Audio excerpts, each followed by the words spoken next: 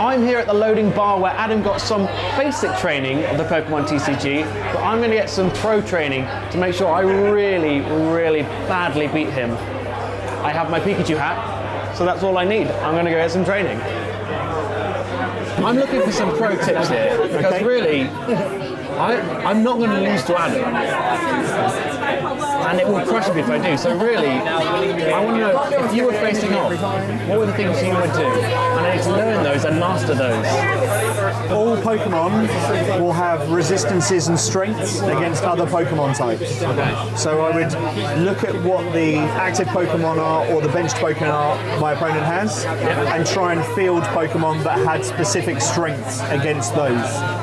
And so that will guarantee that I will not only defeat Adam, but crush him completely. That normally would work, yes. Okay. The other thing to do is sometimes, as a leader, you have to sacrifice weaker pawns while building up the stronger ones. So you basically put these in as chump blockers, and then when you've got a strong Pokemon that can come in and then annihilate and crush his active Pokemon. So I need to identify my chump blockers, much like Adam. And one of the important strategies as one of your abilities is you can retreat your active Pokemon. Yeah. So there's a retreat cost in the bottom left-hand corner of the card. Okay.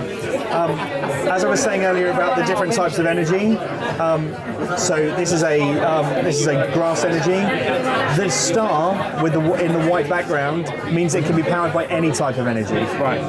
But when you retreat, you discard that amount of energy from the card to retreat the Pokemon and place one from your bench in. And sometimes you might have a Pokemon that's on the ropes, but to keep it alive, you'll retreat it just to make sure that it stays alive for a turn. And pro tips about fletchling. Does this have one or two stages of evolution? I believe it has two stages of evolution. Right, I need to find those cards. As discussed earlier, I'm going to treat this as a chump blocker for now. Yeah, okay. So I'm going to start powering up Krabby. Just for the record, sometimes the best way of learning is to lose, because then you see what went well and what went wrong. This is true.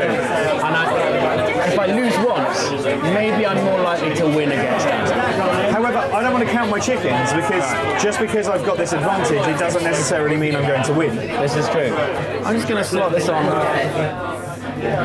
here,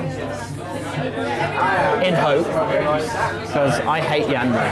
Well, it's actually a good choice, because when you look at my cards, Oh yeah. this has a weakness to green, this has a weakness to green, this has a weakness to green. Now that's what I was thinking when I put out Fletchling, because I wanted to build up these guys. So you're taking our mod, there we go. That was also a lie, but I like to think that I'm in. I believed you, so it's all fine. Oh, wait a minute. Pro tip for myself, read the cards. Read the cards. So have them the right way up and read the them. cards. Okay. All right. I'm working up my Pokemon game arms. Excellent. Do you mind if I just read this quickly? Yeah, go for it. I haven't quite read it either yet. As a strategy, you only need to do 20 damage to me. Yeah. So what you should probably do is this. Yeah. Okay. The reason being is that if this comes in and it does 60, it can do an extra 40 damage to you next turn. Oh, I read that as I get to do 40 damage.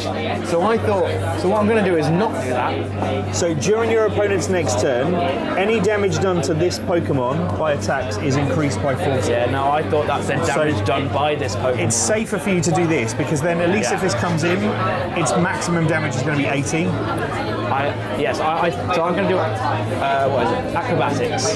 Now, if it were me, talking about the chump blocker side of things, I would place this in, because you know it can take 2 hits for Alligator. That is true. And that gives you potentially 2 turns to try and change what's on your bench. Okay. I really do feel like I'm prepared to take on Adam now, so thank you very much. I'll take all those pro tips. So I've just been through hours of grueling training from the amazing Mike. He's taught me a lot of things, and I really do feel now that I am going to become a Pokemon trading card master and defeat Adam in the final battle. You're going down.